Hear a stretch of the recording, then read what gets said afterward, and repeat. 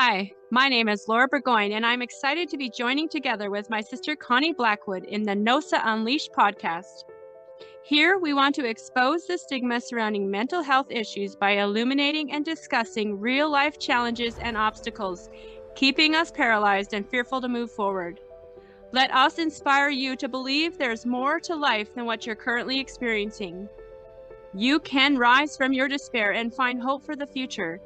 It's time to end the silence, remove the stigma of mental health, and to pursue the path to purpose and fulfillment. We will do this together because no one stands alone. Welcome back to the NOSA Unleashed podcast. I'm Laura Burgoyne, and I'm excited this month for Connie Blackwood, my sister, to be joining me again in this very important discussion about our identity. And this is a topic I think impacts everyone at some point in their life to varying degrees. And so I'm excited to have Connie here. We're talking about all the areas that contribute to our confusion about our identity. And that comes in many, many different forms and in some ways in varying degrees. So welcome, Connie, to this conversation. Thanks for having me once again. And I think this is a really important topic because so many times we lose pieces of ourselves and may not even recognize that we've lost pieces of ourselves and may not even realize how, because it's been so gradual. And so then we find ourselves and we're like, who am I anymore? And then we go on a journey of self-discovery. And sometimes those journeys can be difficult. And so I just wanted to talk about some of those things that cause the confusion, that can draw our identity away from us, that may not be on our radar. So I think for example, is like influences.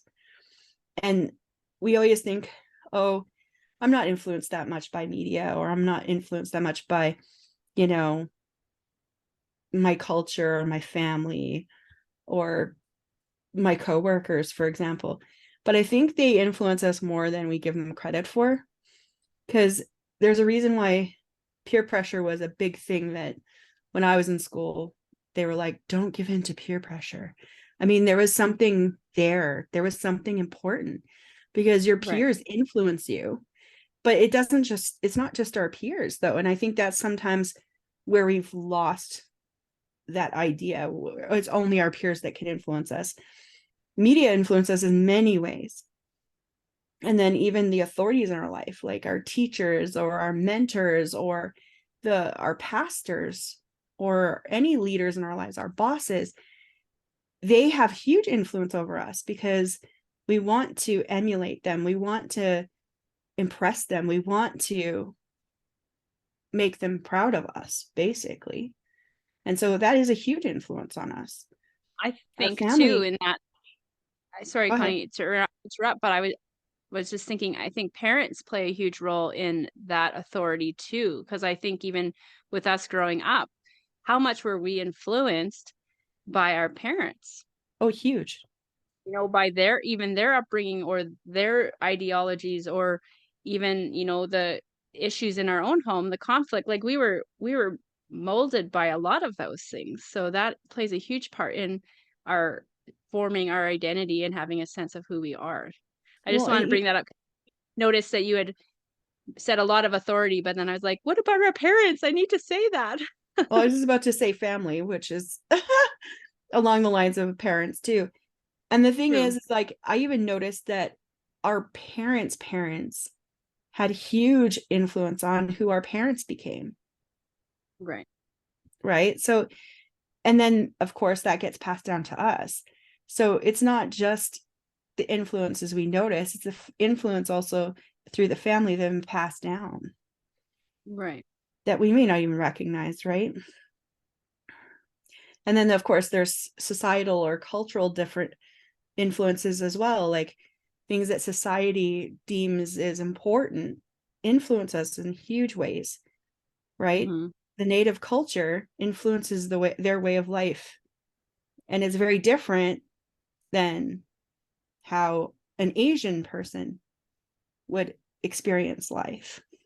Mm-hmm. And their cultural influences right? And so all of these things definitely play into what we claim as our identity and who we are, and how much of those things are actually true.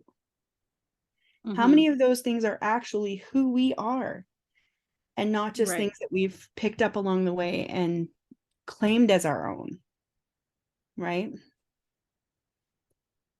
Another thing is like living up to the expectations of others, or pleasing others, or trying to be what other people want us to be. All of those are the same thing, right? Like we're constantly trying to fit into our world and know that we belong. And as a result, we will mold ourselves and fit ourselves and live up to the expectations of others, and sometimes lose pieces of ourselves in the process. Mm-hmm. So true. So Connie, like, I mean, everything you're describing is so true, and yet, when I think about those things, they're quite overwhelming. It almost kind of thinks of, you can equate it to, or it's like an imagery or a picture that would symbolize that, almost like, almost being buried under rubble, right? Like, Yeah, so how do we sort through that rubble of all of these influences, all of these things coming at us, and you know how do we figure that out? How do we sort through it and say, okay, is this actually me? Is this actually something I identify with? Is this something that it drives me? Like, I think one of the best things to do is go back to the beginning. So who mhm, was I when I was 3, 4, 5 years old? Because that's when I was at my truest self. It was before the influences started to mold me. It was before those expectations started taking things away from me. It was before I knew about those things, and it was when I was my truest me. So it's mhm, those things that I know are my core. And I think back to when I was a little kid, and I was so happy all the time, right? And I was so joyful. And I used to sing and dance with mom in the kitchen while we were washing dishes, and I was helping her with dinner. And I wasn't doing much. Trust me, I was 3, 4, and 5. Like, how much can you really do? But she involved me. And mhm. I always remember that. Like, that was a part of me, like, just enjoying the community with mom and Rosalie, obviously. But Rosalie was always just banging on pans on the floor.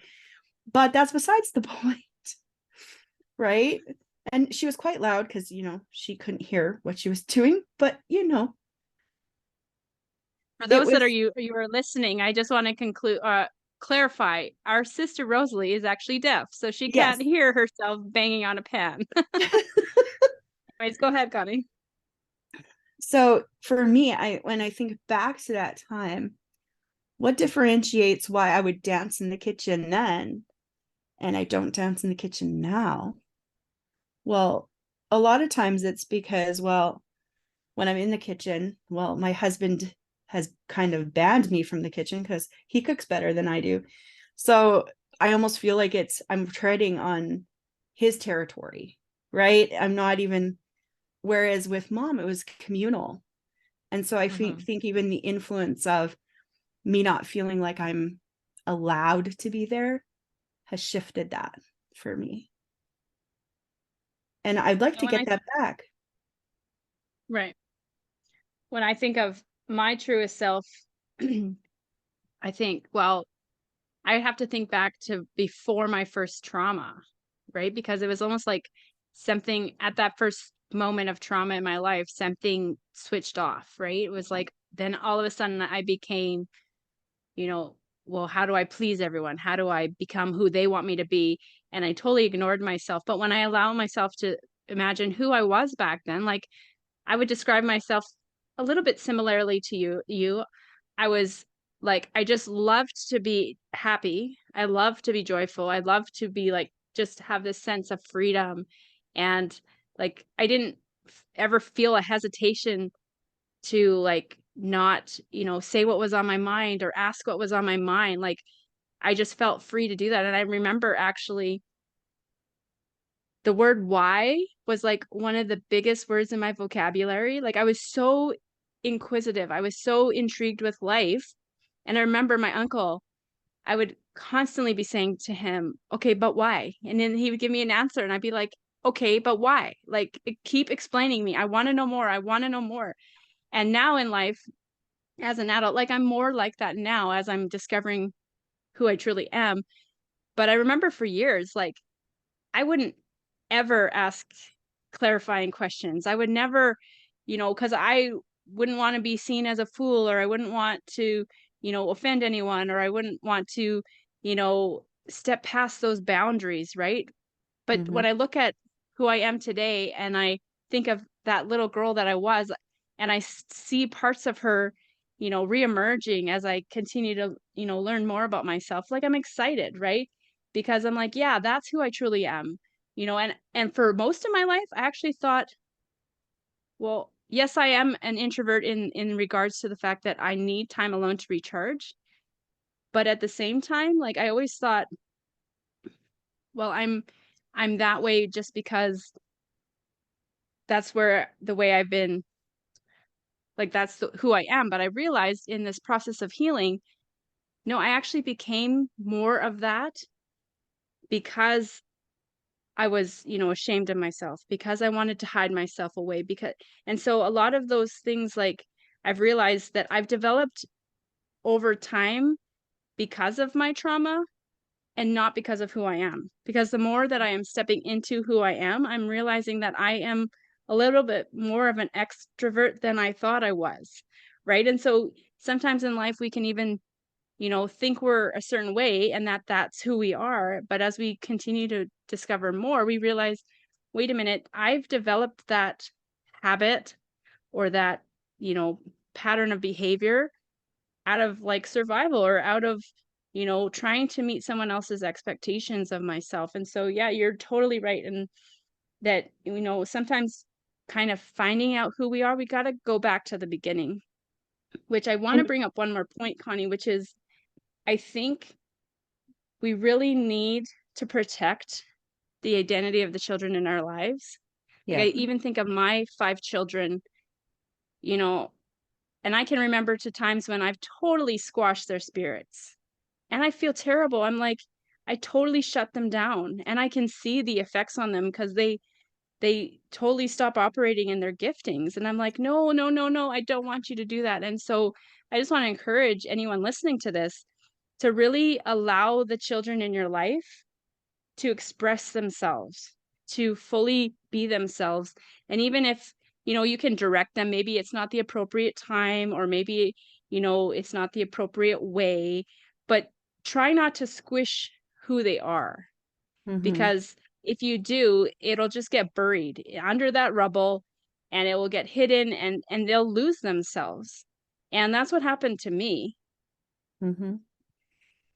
And I, hearing your story, um, brought something to my mind, and that is shame sometimes drives us to hide parts of ourselves that we normally wouldn't hide.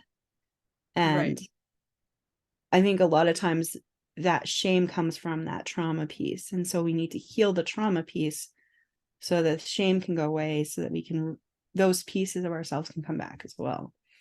So thank you Yeah. for sharing that, because that's an important piece. And a lot of us have experienced traumas, whether we whether they're big or small or whatever they look like, we've experienced trauma. And sometimes we may not even recognize how the shame of that trauma and how we blame ourselves for it has actually had a part to play in our identity. So Hmm. thank you for sharing that. Well, the other thing about shame too is it often communicates to us that we're not good enough, that there's Mm-hmm. something wrong with us.